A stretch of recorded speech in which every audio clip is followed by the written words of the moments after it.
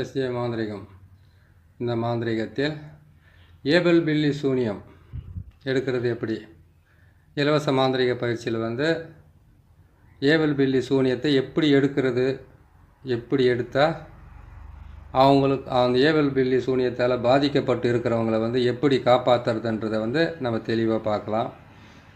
இதுக்கு என்னென்ன பொருட்கள் தேவைப்படுது, எப்படி செய்யணும், இதை எப்படி செய்து நீங்கள் அவங்களுக்கு உண்டான பிரச்சனையிலேருந்து அவங்கள விடுவிக்கிறது, இல்லை இதை வராமையே தடுக்கிறதுக்கு என்ன வழின்றதை உங்களுக்கு நான் சொல்கிறேன்.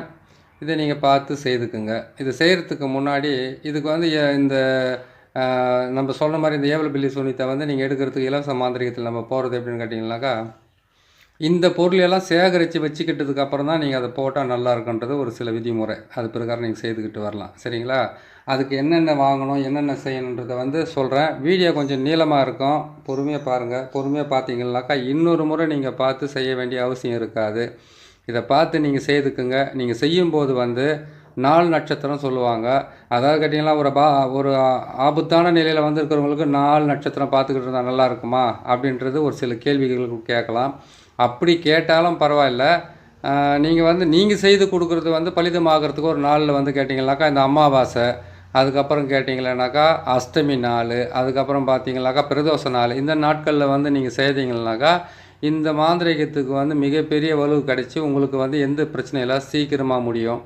செய்கிறதுக்கு உண்டான வழியை நான் சொல்லும்போது அதுக்கு உண்டான வழியிலிருந்து நீங்களும் சீக்கிரமாக அது வேலை முடிஞ்சிடணும் அப்படின்றதுக்காகத்தான் இந்த விஷயத்தையும் நான் சொல்கிறேன். இதை பார்த்து செய்துக்குங்க. சரிங்களா? இது செய்கிறதுக்கு உண்டான வழியை நான் சொல்லி கொடுக்குறேன். இதை பார்த்து செஞ்சுக்கங்க.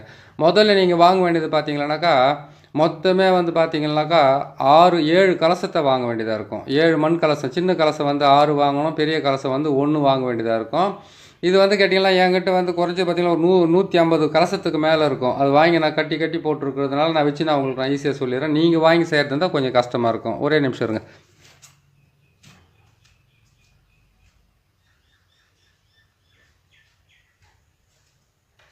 அந்த மாதிரி நீங்கள் என்ன பண்ணுறீங்கன்னு கேட்டிங்கன்னாக்கா முதல்ல நீங்கள் வாங்க வேண்டியது 7 கலசத்தை வாங்குங்க.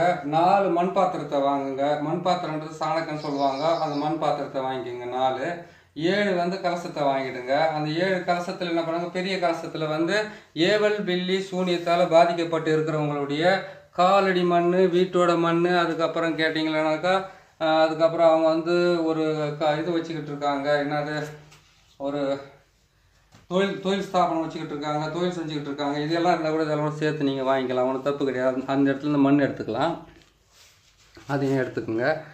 அதுக்கப்புறம் பார்த்தீங்கன்னாக்கா அவங்களுடைய பழைய துணி இருந்தால் வாங்கிக்கோங்க. பழைய துணியோடு சேர்த்து என்ன பண்ணணும், எட்டினுடைய வேறு இல்லை எட்டினுடைய குச்சி கொஞ்சம் எடுத்துக்கோங்க. ஆடு தின்னாம்பாலை, அதுக்கப்புறம் கேட்டிங்கன்னாக்கா சிறிய நங்கை, பெரிய நங்கை, இந்த மிக மிக மிக மிக ரொம்ப கசப்பான பொருட்களை நீங்கள் வாங்கிக்கிட்டீங்கன்னாக்கா அதில் போட்டு நீங்கள் சேர்த்து உங்களுக்கு நல்லாயிருக்கும். சரிங்களா? அது மட்டும் இல்லை, இந்த ஏவல் பில்லி சூனியத்தை நீங்கள் அவங்களுக்கு எடுத்து அவங்கள குணப்படுத்திட்டீங்கன்னாக்கா இந்த 108 மூலிகைன்னு ஒன்று சொல்லியிருக்கேன். அந்த 108 மூலிகையினுடைய பதிவந்தில் நான் போட்டிருக்கேன். அந்த பதிவு மூலிமா பார்த்து தெரிஞ்சுக்கங்க. ஒவ்வொரு பதிவுலையும் ஒவ்வொன்றும் சொல்லிகிட்டு இருக்க முடியாது. அதனால் இதை நான் தெளிவாக உங்களுக்கு சொல்லிக் கொடுக்குறேன். அந்த பொருட்களை நீங்கள் வாங்கி அந்த வீட்டுக்குள்ளே சாம்பிராணி புகை ஒரு 9 நாள், அதாவது 1 வாரம் போடுறது வழக்கம். அந்த 1 வாரமாக போட சொல்லுங்கள். தீட்டு இல்லாமல் இருந்தாங்கன்னாவே போதுமானது, கரெக்டாக வேலை செஞ்சிடும். சரிங்களா? சரி, இது எப்படி செய்கிறது, எப்படி பண்ணுறதுன்றதை உங்களுக்கு தெளிவாக நாங்கள் உட்காந்துக்கிட்டு சொல்கிறேன். நீங்கள் பார்த்து தெரிஞ்சுக்கங்க.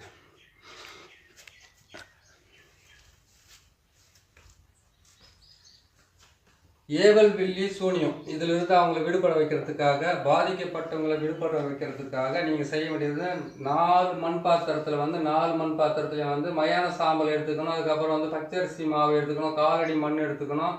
அதுக்கப்புறம் கேட்டிங்கன்னாக்கா முச்சந்தி மண்ணெல்லாம் எடுத்துக்கணும்னு ஒரு பதிவு போட்டிருக்கேன். அந்த பதிவை தான் போடுறேன். அந்த பதிவை நீங்கள் உங்களுக்கு தெரியலன்னாவோ உங்களுக்கு கிடைக்கலன்னாவோ நீங்கள் நம்ம எஸ்ஏ மாந்திரிகத்தில் போய்ட்டு நீங்கள் பார்த்தீங்கன்னாக்கா உங்களுக்கு கண்டிப்பாக கிடைக்கும். 210 வீடியோ இருக்குது, பார்த்தே தெரிஞ்சுக்கலாம். இருந்தாலும் உங்களுக்கு நான் தெளிவாக போட வேண்டியதுடைய கடமை நான் போட்டு உங்களுக்கு கொடுக்குறேன். நான் இதை பாருங்கள். இதில் நான் சொன்ன மாதிரி மயான சாம்பல், 3 வழி முக்கூட்டு வழி மண், அவங்க காலடி மண், வீட்டோட மண், அதுக்கப்புறம் பார்த்தீங்கன்னாக்கா இதுக்கு தேவையான அவங்களுடைய பழைய துணி, வேர்வை துளி பட்ட துணியாக இருக்கணும், அழுக்கு துணியாக தான் இருக்கணும். இதெல்லாம் பல விதிமுறைகள் இருக்குதுல்ல. இதெல்லாம் எடுத்து ஏவல் பில்லி சூனியத்தால் பாதிக்கப்பட்டவங்க நிலைமை எப்படி இருக்குன்னு கேட்டிங்கன்னாக்கா, குடும்பத்தில் ஒற்றுமை இருக்காது, பண வருமானம் இருக்காது, பண வருமானம் வந்தாலும் அவங்க கைக்கு பட்டாது. அடிக்கடிக்கு பார்த்தீங்கன்னா வீட்டில் வந்து ஆடு மாடு கோழி நாய் இதெல்லாம் இருந்துச்சுன்னாக்கா நோய்வாய்ப்பட்டு மரணம் அடைகிறது. அப்படியே அவங்க வீட்டில் வந்து அதாவது ஒரு வாயிலா ஜீவன் இருக்குது வீட்டில் இல்லைன்னாக்கா மனிதர்களை தாக்கத்துக்கு ஆரம்பிக்கும். அடிக்கடிக்கு வண்டி வந்து ஏதாவது பழுதுபடுறது, ஆக்சிடெண்ட் ஆகிறது, ஊரில் இருக்கிறவங்ககிட்ட தேவையில்லாத சண்டைங்க ஆகிறது, வீட்டில் நோய்க்கு படுறது, திடீர் இழப்புகள் ஏற்படுறது, திடீர்னு வந்து ஒரு குடும்பத்தில் வந்து சரிவுகள் ஏற்படுறது, ஆட்கள் வந்து ஒருத்தருக்கு ஒருத்தர் கட்டுப்படாமல் நிற்கிறது, கணவன் மனைவிக்குள்ள ஒற்றுமை இல்லாமல் போகிறது. அதுக்கப்புறம் கேட்டிங்கன்னாக்கா உற்றார் உறவினர்களுக்கு பெரிய பிரச்சனைகள் ஏற்பட்டு கோர்ட்டு கேஸு வழக்கு இதெல்லாம் ஏற்பட்டு அது மூலிமா வந்து ஒருத்தருக்கு ஒருத்தர் பகையாகி இவங்கெல்லாம் வந்து இந்த மாதிரி செய்கிறதுனால இவ்வளோ பெரிய பாதிப்புகள் ஏற்படும். இது வந்து என்ன பண்ண ஏவல் பில்லி சூனியன்றதை வந்து உங்களுக்கு விளக்கமாக சொல்ல பாருங்க. ஏவல் என்பது வந்து துஷ்ட ஆத்மாக்களையோ இல்லை ஒரு வந்து நரபலி மாதிரி ஒன்று கொடுத்துட்டு அதை ஏவி விடுறதுக்கு பேர் தான் ஏவல். ஒரு விஷயம் ஆச்சுங்களா. ஏவல் பில்லின்றது என்ன அர்த்தம்னு கேட்டிங்கன்னாக்கா, கருப்பு பூனை, அதாவது கரும்பூனையை வந்து எந்த விதமான முடி வெள்ளையா இல்லாத ஒரு கரும்பூனையோ அந்த பூனையை என்ன பண்ணுவான்னு கேட்டிங்கன்னாக்கா, ஒரு கெட்ட நேரத்தில் அதை வந்து பலி கொடுத்து அதனுடைய ரத்தம், அதனுடைய குடல், அதனுடைய சில பொருட்களை வச்சு என்ன பண்ணுவாங்க கேட்டிங்கன்னாக்கா, இன்னும் அதனுடைய அந்த உருவத்தை செஞ்சு அந்த உருவத்துக்குள்ளே அந்த அவங்களுடைய உறுப்புகள்னு சொல்லக்கூடிய அவங்க உடலில் இருக்கக்கூடிய சில வகையான பொருட்களை வச்சு அதுக்கு வந்து சுற்றி அந்த பூனையை பலி கொடுத்துட்டு அந்த பூனையை அதோடு சேர்த்து போட்டு புதைச்சாங்கன்னாக்கா அது எப்படி துடிச்சு மரணம் அடையுதோ அந்த மாதிரி மரணம் ஏற்படுறதுக்கு பேர் தான் பில்லி. சரிங்களா.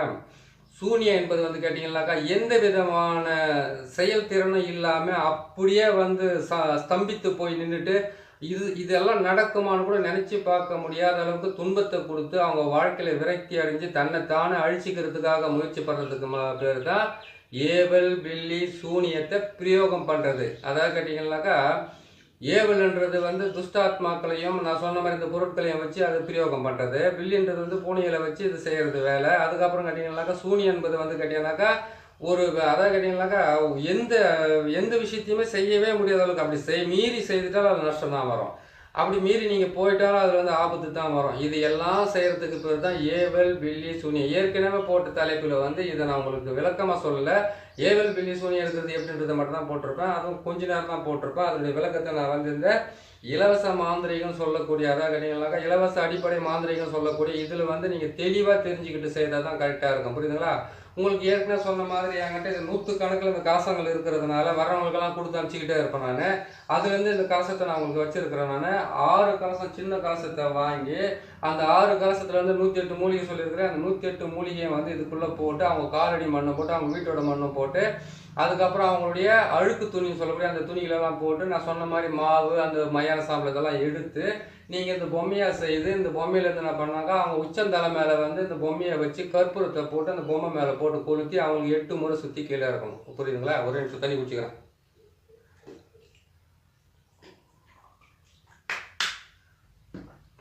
அதுக்கப்புறம் என்ன பண்ண கேட்டீங்கன்னாக்கா சுற்றி இறக்கிறீங்க. ஒரே ஆளுக்கு தான் பாதிப்பு ஏற்பட்டிருக்குமா? இல்லை.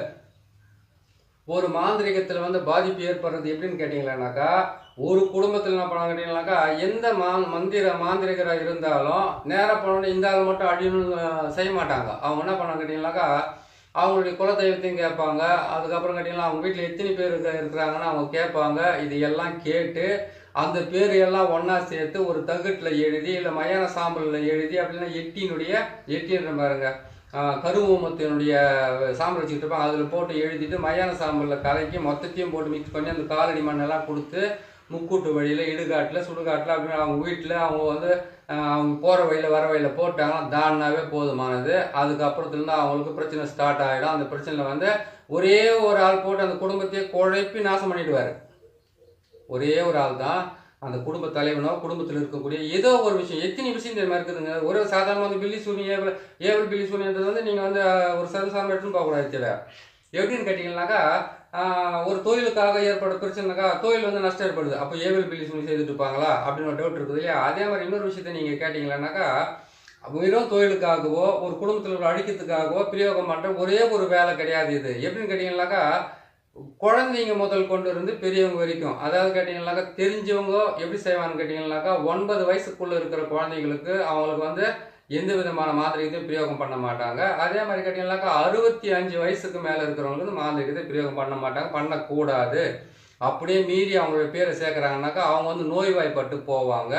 அதில் 12 வயசுக்கு மேலே இருந்தால் தவறான உறவுகளோட சேர்க்கையில் போய் சேர்ந்து அந்த குடும்பத்தினுடைய பேரை கெடுக்க ஆரம்பிப்பாங்க. சரி, அதுவும் இல்லாமல் போகுதுனாக்கா திடீர்னு வீட்டுக்குள்ளே இருக்கிறவங்களுக்கா பணத்தை காணாமல் போகிறது, தொழிலில் வந்து முடக்கம் ஏற்படுறது, நகைங்க வீட்டில் இருந்து காணாமல் போகிறது, இந்த மாதிரிலாம் ஒருத்தர் ஏவி விடுற அந்த ஏவல் பில்லி சூனியத்தினால குடும்பத்தில் பல குழப்பங்களை உருவாகி ஒற்றுமையாக இருக்கிற குடும்பம் துண்டு துண்டாக பிரிஞ்சு போகும். இதுக்கு பேர் தான் ஏவல் பில்லி சூனியம். அதே மாதிரி கேட்டிங்கன்னாக்கா நல்லாவே பேசிக்கிட்டு இருந்தவங்க திடீர்னு எதிரி ஆவாங்க, நல்லாவே பழகிக்கிட்டு இருந்தவங்க திடீர்னு உங்களுக்கு வந்து பார்த்தீங்கன்னாக்கா அவங்க விரோதியாக மாறுவாங்க. இதுக்கும் ஏவல் பில்லி சூனியம் தான் காரணம். இது அப்படி இல்லைன்னு கேட்டால் தன் வாயாலே கலகத்தை உருவாக்கி, பிரச்சனையை உருவாக்கி, நஷ்டத்தை உருவாக்கி, மனசுக்குள்ளே சிரிக்க வைக்கிறதுக்கு பேர் தான் ஏவல் பில்லி சூனியம். இந்த விளக்கம் போதுமானது. இதுக்கப்புறம் இது செய்ய வேண்டிய வேலையை மட்டும் எப்படி சொல்லிடுறேன். அதே மாதிரி என்ன பண்ணுறேன்னு கேட்டீங்கன்னாக்கா இந்த பொருளை பார்த்துங்க. 12 முட்டை போட்டிருக்கோம். 12 முட்டை, 7 கலசம், ஒரு பெரிய கலசம், 6 சின்ன கலசம், 6 தேங்காயை சுத்தமாக அந்த நாரெல்லாம் எடுத்து சீவிட்டு அதுக்கு மஞ்சள் குங்குமத்தை போட்டு வைக்கணும். அதே மாதிரி பார்த்தீங்கன்னாக்கா எலுமிச்சம் பழத்தை பொறுத்த வரைக்கும் 27 எலுமிச்சம் எடுத்துக்கணும். நான் இங்கே வச்சிருக்கிறது வந்து 8 எலுமிச்சம் பழம் தான் வச்சிருக்கிறோம். நீங்கள் 27 எலுமிச்சம் பழத்தை எடுத்துக்கலாம். 4 பக்கமும் என்ன பண்ண கேட்டீங்கன்னாக்கா நம்ம சொன்ன அந்த பொருட்களை சேர்த்து நம்ம பாவை செய்கிறீங்களே அந்த பாவையை வந்து கொண்டு வந்து அவங்க தலை மேலே வச்சு நீங்கள் அதை ஏற்றி இறக்குறீங்க. ஒரு ஆளாக இருந்தாலும் நீங்கள் 4 தான் செய்யணும், 4 ஆளாக இருந்தாலும் நீங்கள் 4 தான் செய்யணும், 10 ஆளாக ஒரு குடும்பத்தில் இருந்தாலும் அந்த 4 மண் பாத்திரத்தில் தான் அந்த உருவ பொம்மையை செய்து அவங்க தலை மேலே வச்சு ஏற்றி இறக்கி 8 முறை இறக்கி கீழே வச்சுடுங்க. வச்சதுக்கப்புறம் என்ன பண்ணுங்க கேட்டீங்கன்னாக்கா நல்ல கற்பூரம் வந்து சூடம் சொல்கிறாங்க இல்லையா, அந்த பில்லை கற்பூரத்தை வந்து ஒரு 10 பேக்கெட் வாங்கிக்கிங்க. 10 பேக்கெட்டு. இது சொன்னதுக்கு தான் ஒருத்தர் கோபமாக வந்துச்சு.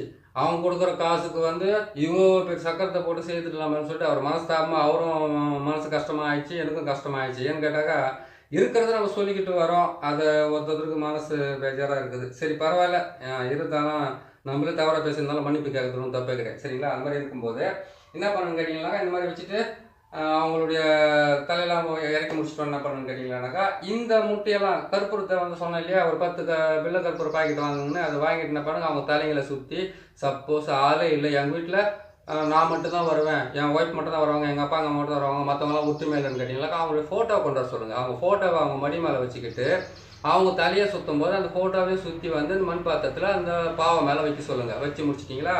வச்சு முடிச்சதுக்கப்புறம் என்ன பண்ணிங்கனாக்கா இந்த முட்டை எல்லாமே எடுத்து அதே மாதிரி சுற்றி அது மேலே வச்சுருங்க. அதே மாதிரி எடுத்து தேங்காயெல்லாம் சுற்றி கீழே வச்சுருங்க. இந்த மண் கலசத்தையெல்லாம் சுற்றி வச்சுருங்க. எல்லாம் 8 முறை தான் சுற்றணும். இன்னொரு முறை விளக்கமாக கேட்காதீங்க. ஏன்னு கேட்டிங்கன்னாக்கா ஒரு முறை விளக்கமாக சொன்னாவே கற்பூரம் மாதிரி கப்புன்னு பிடிச்சிக்குங்க. அப்போ தான் உங்களுக்கு ஈஸியாக இருக்கும். ஏன்னு கேட்டிங்கன்னாக்கா இது வந்து இது நதி மாதிரி ஒரு முடிவே இல்லாத ஓடிக்கிட்டே இருக்கும். நம்ம தான் அதை முடிக்கணும். புரியுதுங்களா? அது மாதிரி செஞ்சுக்கோங்க. அதே மாதிரி வந்து நீங்கள் என்ன பண்ணுறீங்க, தாமரை தகடுன்னு சொல்லக்கூடிய தாமரை தகடு அப்படின்னு கேட்டிங்கன்னாக்கா செம்பு தகடு, அந்த தகடு வாங்கிட்டு வந்து நம்ம போகிற சக்கரத்தினால சிவன் சக்கரம் தான் போடுவாங்க ஏவல் பில்லி சூனியத்துக்கு. இதுக்குள்ளே வந்து சிவன் சக்கரத்துக்கு உள்ளே வந்து சக்கரத்தையும் போட்டு இதெல்லாம் அடக்கணும்னு கேட்டிங்கன்னாக்கா 1 மணி நேரம் வந்து பதிவு. ஏற்கனவே உங்களுக்கு சொன்ன மாதிரி தான் சிவன் சக்கரத்தை முக்கோணத்தை உள்ளே போட்டு மேலே வந்து நாற்கோணத்தை போட்டு முடிச்சிடுங்க. இதுதான் சிவன் சக்கரமோ பிரம்மனுடைய சக்கரமோ. அந்த சக்கரத்தை போட்டுட்டு உள்ளே வந்து பார்த்தீங்கன்னாக்கா சி என்ற எழுத்தை மட்டும் போடுங்க. அதுக்கப்புறம் ஓம் என்ற எழுத்தை இதுக்குள்ளே போட்டுக்கலாம். நீங்கள் எங்கன்னா 4 மூலையில் 4 வந்து போட்டுக்கோங்க. இதை மேலே வந்து பார்த்தீங்கன்னா சூலத்தை மட்டும் போட்டுக்கோங்க. உள்ளே இருக்கிற முக்கோணத்துக்கு சூலத்தை போட்டுருங்க. இதுதான் இதுக்குள்ள உள்ள இருக்காச்சு.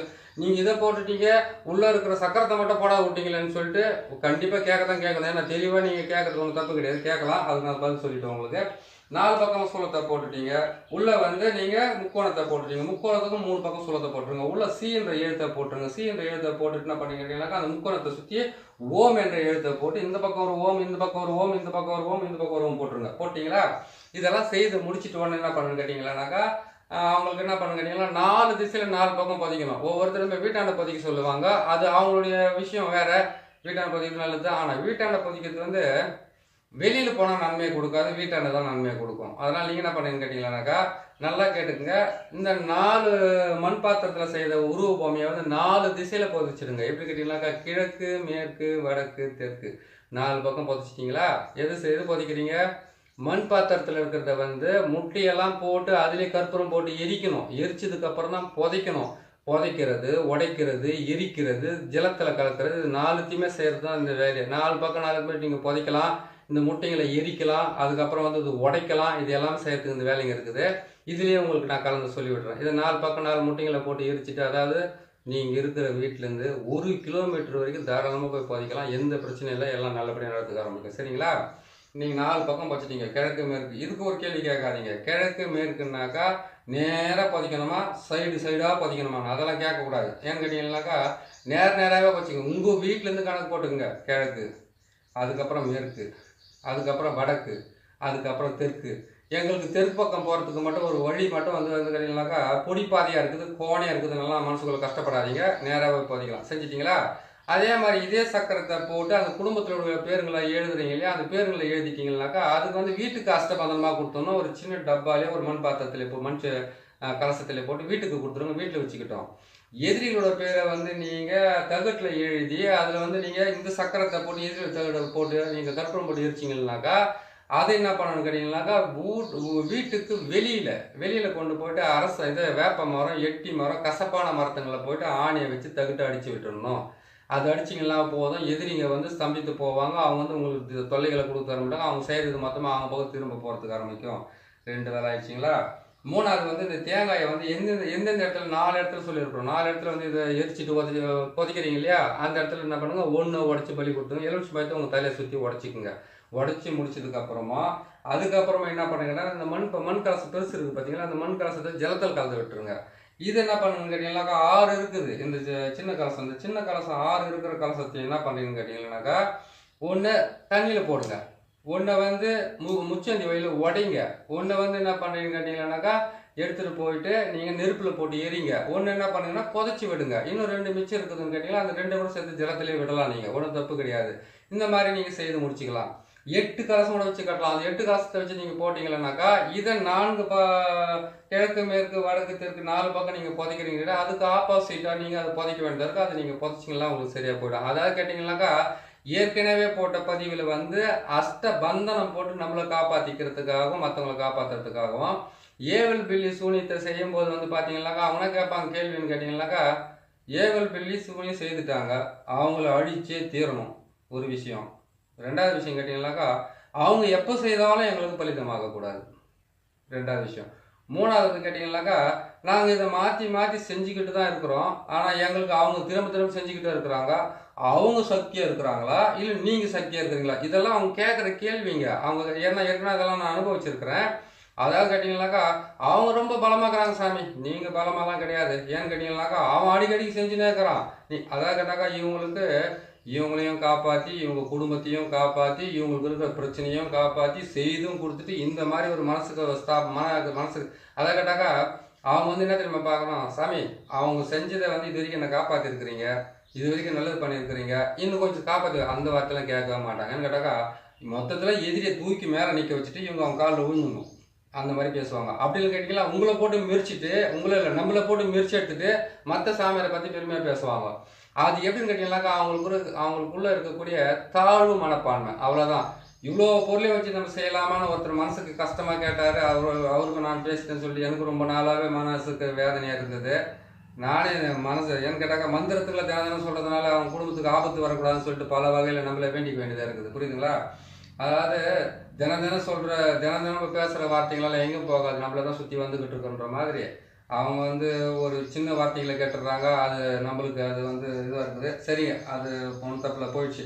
இப்போ என்ன பண்ணி கேட்டிங்கனாக்கா இந்த மாதிரிலாம் செய்து முடிச்சுட்டு இவங்க வீட்டுக்கு என்ன பண்ணி கேட்டிங்கனாக்கா அவங்களுடைய பேர் அவங்க வம்ச பேரெல்லாம் எழுதி அதுக்குள்ளே வந்து கேட்டிங்களானாக்கா நீங்கள் அந்த சிறிய நங்கை பெரிய நங்கை அதுக்கப்புறம் ஈட்டியலங்குடி அதை போட்டு வீட்டுக்குள்ளே போட்டு ஒரு 41 நாள் 48 நாள் அப்படின்னாக்கா 27 நாள் அப்படி இல்லைனா 21 நாள் அது அத்தி நாளாக தான் அவங்க வீட்டுக்குள்ளே இருக்கணும். அதே மாதிரி 108 மூலிகை இருக்குது இல்லையா, அந்த 108 மூலிகை பவுடர் சேர்த்து நவகிரக சாம்பிராணியை வாங்கிட்டு வந்து அந்த வீட்டுக்குள்ளே புகை போட சொல்லுங்கள். புரியுதுங்களா?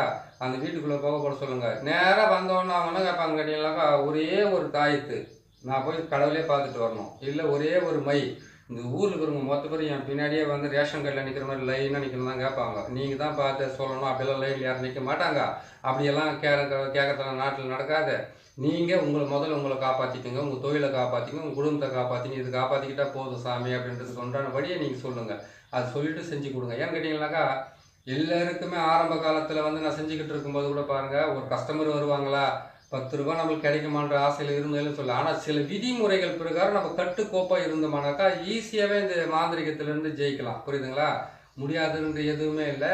என்னன்னு கேட்டிங்கன்னாக்கா அஸ்தகர்மம் சொல்லக்கூடிய 8ல் வந்து கேட்டிங்கன்னா பிணி, பீடை, தரித்திரம், கஷ்டம், பில்லி, சூனியம், ஏவல், அதுக்கப்புறம் கேட்டிங்கன்னா வசியம், அதுக்கப்புறம் வசிய முறிவு, அதுக்கப்புறம் கேட்டிங்கன்னா இது எல்லாமே சேர்ந்தது தான். எல்லா வேலையுமே நம்மளால் செய்ய முடியாது. அதனால் ஒரு வேலை எடுத்துக்குங்க. எந்த வேலை கேட்டாக்கா ஏவல், பில்லி, சூனியத்தை எடுக்கிறது, இல்லைன்னா பேய் பிசாசை ஓட்டுறது, அப்படி இல்லைன்னு கேட்டிங்கன்னா ஒரு வேலை செஞ்சிங்கன்னாக்கா 8ல் வந்து ஒன்று உங்களுக்கு வந்து பெரிய லெவலில் கை கொடுத்து காப்பாற்றும். ஒன்று பார்த்தீங்கன்னா சிறிய லெவலில் வந்து உங்களுக்கு வந்து வருத்தத்தை ஏற்படுத்தி கொடுத்தது இல்லையா? அதனால் உங்களுக்கு வந்து எது வந்து உங்களுக்கு ரொம்ப ஈஸியாக முடியுது உங்களுக்கு செஞ்சு கொடுக்குறது இல்லையா, அதை வந்து மேலே வந்து நீங்கள் முழுசாக நீங்கள் கவனத்தை வைங்க. இன்னொன்று சொல்லிடுறேன், தொடர்ந்து தினமும் ஆள் வந்துக்கிட்டே இருக்க மாட்டாங்க. அப்படின்னு கேட்டிங்கன்னாக்கா கேந்திரத்தில் வந்து உங்களுக்கு வலுப்பற்ற கிரகங்கள் உச்சம் பெற்று இருந்தாக்கா அந்த மாதிரி அந்த கிரகத்தினுடைய திசை முறைக்கும் வந்துக்கிட்டே தான் இருப்பாங்க ஜனங்கள். கெட்ட நேரமாக இருந்தாலும் நல்ல நேரமாக இருந்தாலும் வருஷத்தில் 3 மாதம் கண்டிப்பாக வருவாங்க ஆளுங்க. அதுக்காக நீங்கள் அலைய வேண்டியதில்லை. கொஞ்சம் பொறுமையை காத்துக்குங்க. வேகமாக போனாலும் ஒரு நாளைக்கு நம்ம எதாவது ஒன்று ஆள் தான் போகிறோம். மொல்லமாக போனாலும் ஆகும். வேகமாக போய் விழுந்தால் தான் அதிகமாக அடிப்படும்.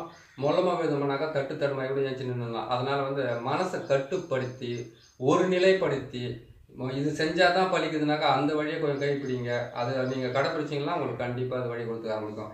இது எல்லாம் செய்து முடிச்சதுக்கு அப்புறமா அவங்களுக்கு என்ன பண்ணுங்க கேட்டிங்கன்னாக்கா 8 நாளைக்கு வந்து அந்த வீட்டுக்கு அதான் சொல்லலாம் 8 நாள், 16 நாள், 21 நாள், 48 நாள், 27 நாள் மிக்ஸ் பண்ணி அந்த வீட்டுக்குள்ளே சாம்பிராணி போட்டு வீட்டை கழுவு சொல்லுங்கள். ஏவல் பில்லி சூனி எடுக்கிறதுனாக்கா ஒரே ஒரு கஷ்டத்தை கொடுத்து அனுப்பாதீங்க. நீங்கள் கரெக்டாக பார்த்து இதெல்லாம் செஞ்சு கொடுங்க. வீட்டுக்கு அஸ்தபந்தனம் போகிறதுனாக்கா நீங்கள் சிவனுடைய அச்சாரத்தை போட்டு கொடுக்கலாம். ஒருத்தருக்கும் சிவன் தான் அவங்களுக்கு வந்து பலிதமாவார். ரொம்ப பெரிய வீடியோ போது பார்த்து கரெக்டாக பார்த்து செஞ்சுக்கங்க. சரிங்களா? இதெல்லாம் செய்து முடிச்சு அதெல்லாம் முடிச்சு கொடுங்க. சிவனுடைய அச்சாரம் போட்டு அஸ்தபந்தனத்தை போட்டு கொடுத்துட்டு அந்த 21 நாள் பொறுத்திருந்து கூட நீங்கள் அது கழிச்சு கூட கோயில் கூட வைக்க சொல்லுங்கள். அது கூட அந்த வீட்டிலேருந்து எல்லாமே பிரச்சனை எல்லாம் விலைக்கு போகிறதுக்கு ஆரம்பிச்சிடும். படிப்படி அந்த குடும்பத்தில் ஒட்டு வரதுக்கு ஆரம்பிக்கும். அடிக்கடிக்கு வீட்டில் மஞ்சள் தண்ணியை தெளிக்க சொல்லுங்கள்.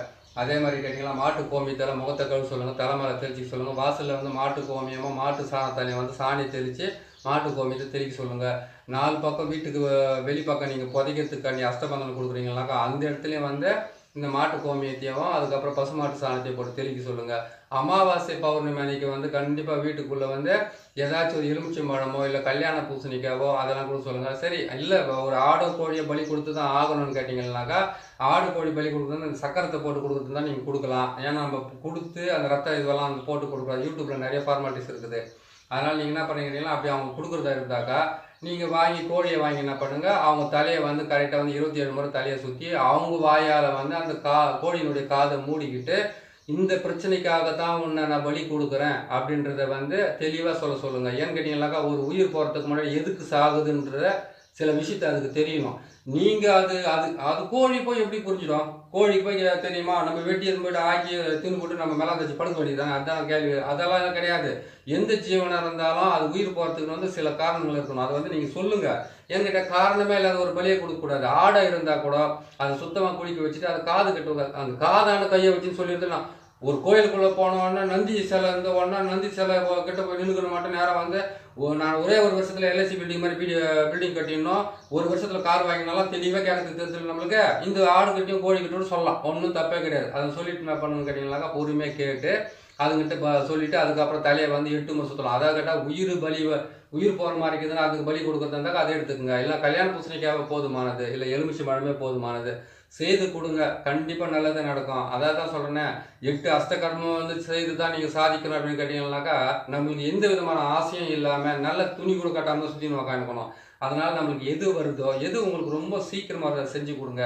இந்த பதிவை நீங்கள் பார்க்குறீங்க, ஒவ்வொரு பதிவுமே வந்து உங்களுக்கு நல்ல பதிவாக தான் போடுவேன். இன்னொரு முறை நீங்கள் ஒரு முறைக்கு 2 முறை இது பார்த்தாலே உங்களுக்கு புரிஞ்சிடும். புரியுதுங்களா? இந்த கலசத்தையும் இந்த முட்டையும் இந்த எலுமிச்சை பழத்தையும் இந்த பூ இந்த பாவை எல்லாம் வந்து கரெக்டாக பார்த்து செய்துக்குங்க.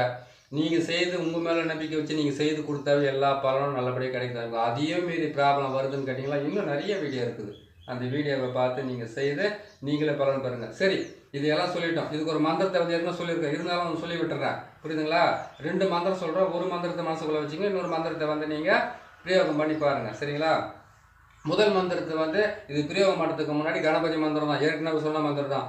ஓம் கணபதி வருக ஓங்கார கணபதி வருக ரிங் கணபதி வருக வருக ரிங்கார கணபதி வருக ஸ்ரீங் கணபதி வருக ஸ்ரீங்கார கணபதி வருக நான் நினைத்த காரியங்கள் வசிவ சிவாய நம சிவாய நம ஓம் ரீம் ஸ்ரீம் ஹவ்வும் சவ்வும் கங்கனாய கனாய வருக சுவாக. சொல்லிட்டுமா?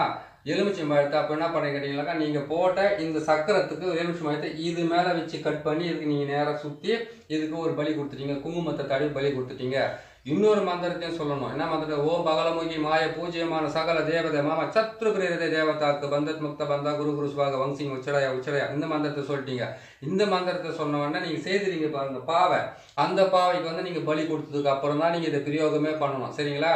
சரி, அடுத்தது வந்துட்டு என்ன சொல்கிறீங்க கேட்டிங்கன்னாக்கா, இது ஏவில் விடுறீங்களா ஏவில் முறிக்கிறீங்களா? ஏவில் முறிக்கிறதுனாக்கா மகாமாய மந்திரத்தை தான் சொல்ல வேண்டியதாக இருக்கும். ஏன்னு கேட்டிங்கன்னாக்கா, சரி ஏவில் முறிக்கிறதுக்கு எதுக்கு மகாமாய மந்திரம்னு கேட்டிங்கன்னாக்கா, மகாமாய மந்திரன்றது வந்து இதனுடைய அர்த்தம் வந்து இன்னும் பெரிய லெவலில் சொல்ல வேண்டியதாக இருக்கும். அவெல்லாம் சொல்கிறதுக்கு டைமிங்கில் சொல்லிடுங்க கேட்டுங்க. எந்த ஆணோ ஆடோ மாடோ கோழியோ இல்லை எந்த ஜீவனாக இருந்தாலும் பெண் மூலியமாக தான் அது பூமிக்குள்ளே வெளியில் வருது. பூமிக்குள்ளே வந்து அது வந்து உலகத்தை ஆளுதோ இல்லை இந்த பூமி அதை ஆளுதோன்றது வந்து அடுத்த கட்டத்தில் இருந்தாலும் ஒரு பெண் இல்லாமல் ஒரு குழந்தை பிறக்க போகிறதில்ல இந்த உலகத்தில்.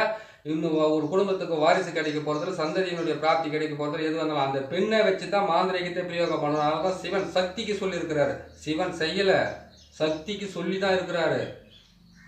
அடியே பார்வதி மக்களுக்காக வந்து அதை கேட்டீங்கன்னாக்கா, வழி தெரியாம மக்களுக்கு பாமர மக்களுக்காக வந்து வழி தெரியாமல் இருக்கிறவங்களுக்கு வந்து இதையெல்லாம் சிவன் சொல்லியிருக்கிறாருன்னு நான் சொன்னேன். சிவன் சொன்னதை நான் கேட்டேன், நான் கண்ணால் பார்த்து நான் சொல்லலை. புரியுதுங்களா? அவர் சொல்லியிருக்கிறாரு, அது மூலிமா நான் பார்த்து கேட்டிருக்கிறேன், மற்றவங்க சொன்னதை கேட்டிருக்கிறேன். அதுதான் உங்களுக்கு நான் சொல்கிறேன். ஏன்னு கேட்டிங்கன்னாக்கா, எதிர்மனை கேள்வின்றது நிறைய பேர் கேட்கறதுக்கு ஆரம்பிச்சிருவாங்க. நான் தான் சொல்லி விட்டுறேன். அதனால் நீங்கள் என்ன பண்ணுறேன்னு கேட்டிங்கன்னாக்கா, இந்த நம்ம மகமாய மந்திரத்தை நான் சொல்லும்போது அந்த மந்திரத்தை வந்து இதுக்கு சொல்லி நீங்கள் பிரயோகப்படுத்தலாம். புரியுதுங்களா? அதை செஞ்சுங்க. மகமாய மந்திரத்தை சொல்லுறேன். ஓம் மாய மகாமாயி மாசான காளி உத்தம கிருபாகரி உதிரப்பினது என்னும் உச்சிஸ்த சண்டாடி எதிரியின் உடலும் உயிரும் ஓசாக உரி உரி மரி மரி மசி மசி சிச்சி மணிமந்திர விஸ்வரூபி ஓங்காரி திருசூலி ஐயம் கிளியும் சவ்வும் ஸ்ரீம் ரீம் என்று ஓடிவன் 5 பஞ்ச போதத்தையும் அடக்கி குடலை பிடிங்குவா பதைக்க துடிக்க ஒரு நொடிக்குள்ள அகர ஊகர மகர நகர சிகர என்ற இந்த 5 வச்சு குத்தி மாறி இழுத்து கொண்டு ஓடிவா. அப்படி கொள்ளாதே இருந்தால் கோடி ரிஷிகளை கொண்ட கொடும் பாவியாவாய். மங் மங் எங் நங் நங். இதுதான் என்னுடைய மந்திரத்தை. இந்த மந்திரத்தை சொல்லி நின்றீங்கன்னாவே உங்களுக்கு எதிரிங்களே வரமாட்டாங்க. இவ்வளோ சிறு பண்ண அவசியமாக இருக்காது. நான் சொல்கிறது எங்கேருந்து கேட்க போகிறீங்க? நான் சொல்கிறது இருந்தால் இன்றைக்கி கேட்கறதுக்கு மட்டும் தான் உங்களுக்கு அது நல்லா இருக்கும். மறுநாளைக்கு இதை விட நல்ல மந்திரமாக இருந்தாக்கா அந்த மந்திரம் நல்லா இருக்குதுன்னு ஓடுறாங்க தானே எல்லாமே. பாருங்கள், நல்லதை செய்யுங்க, நல்லதை செய்து கொடுங்க, நல்லதை அனுபவிங்க. நான் போகிற சேனல் உங்களுக்கு பிடிச்சிருக்குன்னு நினைக்கிறேன். பிடிச்சிருந்தாக்கா அதை சப்ஸ்கிரைப் பண்ணுங்கள், லைக் பண்ணுங்கள், ஷேர் பண்ணுங்கள். இதையெல்லாம் பார்த்து மக்களுக்கு வந்து நல்லபடியாக செய்து கொடுங்க. நீங்களும் செய்து உங்களை காப்பாற்றிக்குங்க. இன்னொரு நல்ல பதிவில் உங்களை நான் சந்திக்கிறேன். நன்றி, வணக்கம்.